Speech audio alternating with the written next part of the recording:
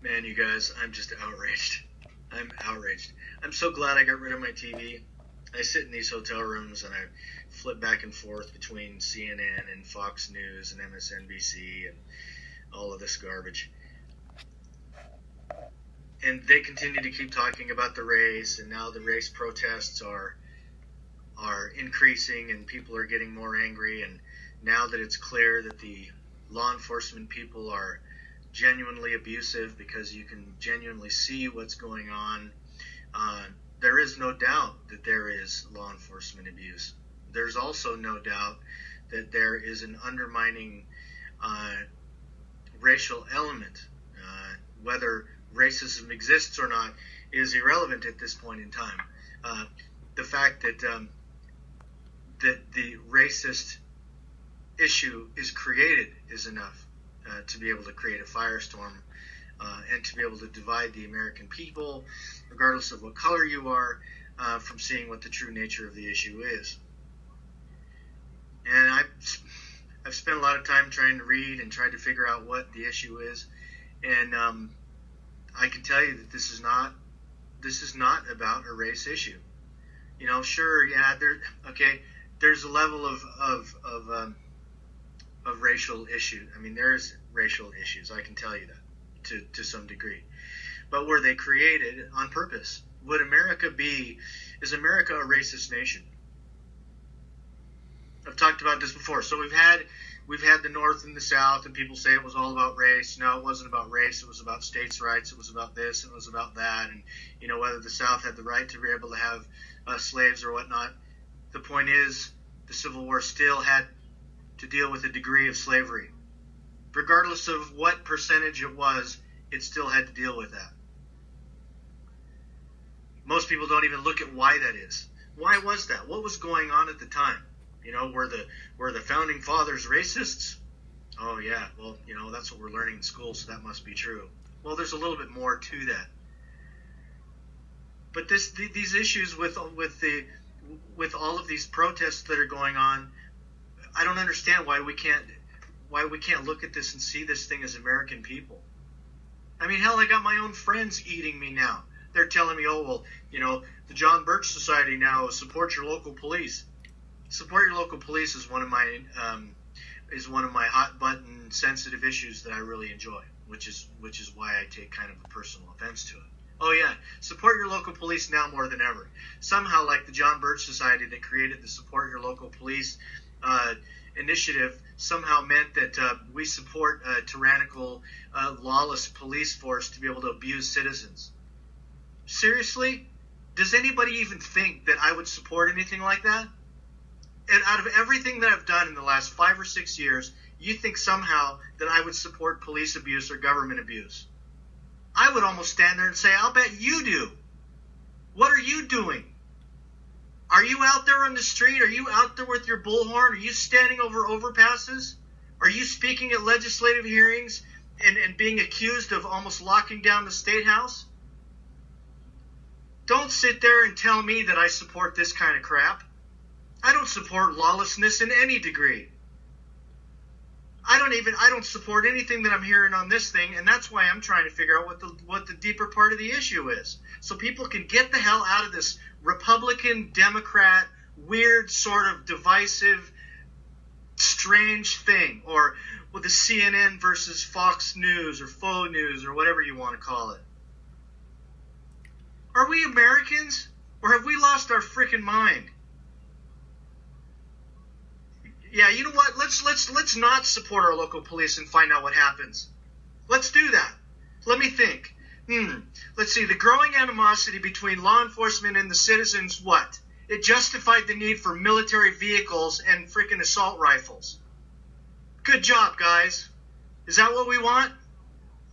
Oh yeah, well, we're not going to support those effing cops.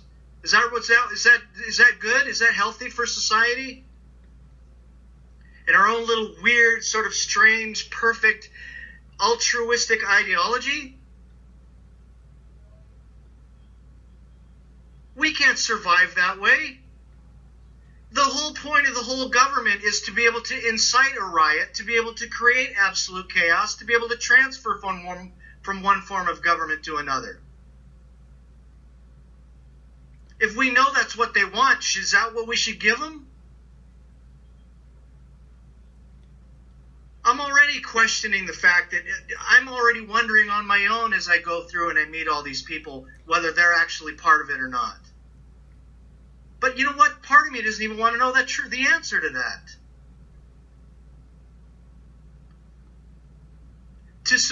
To not be able to try to support somebody in their proper role is like law enforcement labeling us all terrorists and saying that we all need to be we should all be demonized.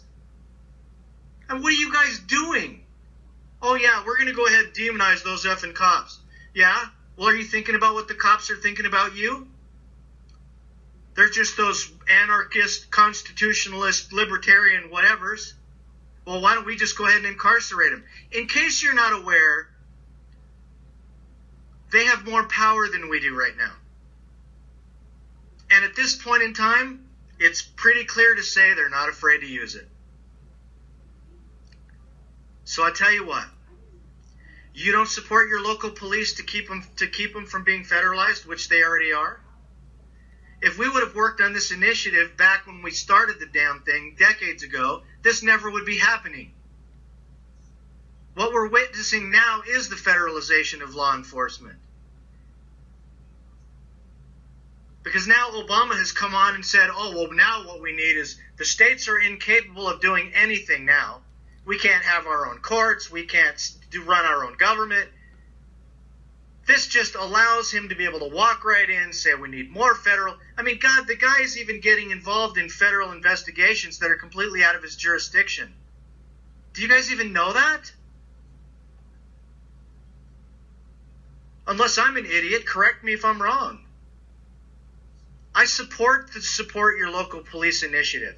And the reason why I do that is because I understand that communication is better than taking up arms. It's better to be able to be, I want to be somebody, and you might not be. And maybe I'm nuts for doing it. But you know what? If you're in harm's way, and I feel that you're a threat, I'm going to tell you. I'm going to feel that I feel threatened from you. And that's going to be my warning to you. And if you decide to be able to continue to exceed and ignore that warning, then we have to deal with that when whatever comes. Like all of us. Isn't it the same way? God, now we're eating each other. It's awesome, isn't it? I mean, maybe the libertarian constitutionalist anarchists now can say, oh, well, maybe we can blame Bush too. How about the fact that the citizens are the ones that fell asleep on the job? They're the ones that have failed to remain vigilant. They're the ones that have sat there with their hand out and have been conditioned in all of that over time. It's generations of continual breakdown and ignorance of all of those founding things that could have made this country great. But instead, according to human nature, we just decided to sit on our ass. And now we're blaming everybody else for our own shortcomings. It's no wonder. We don't even have a moral foundation. We can't even look at Scripture and look at the one that I like so much that says, pull the plank out of your own eye. Start looking at yourself and finding out what's wrong with you first before you start blaming everybody else. And as I look at myself in the mirror, I'm telling myself that at the very same time I'm telling you that. I'm not above you. I'm certainly not below you. I'm here to talk about the cold hard facts of what's coming down the pipe for us. Can we not act like civil human beings anymore? Jesus.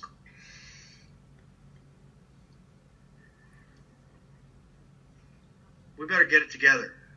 Because if we don't, we've lost it.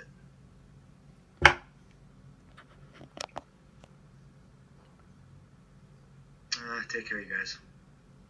That's all for now.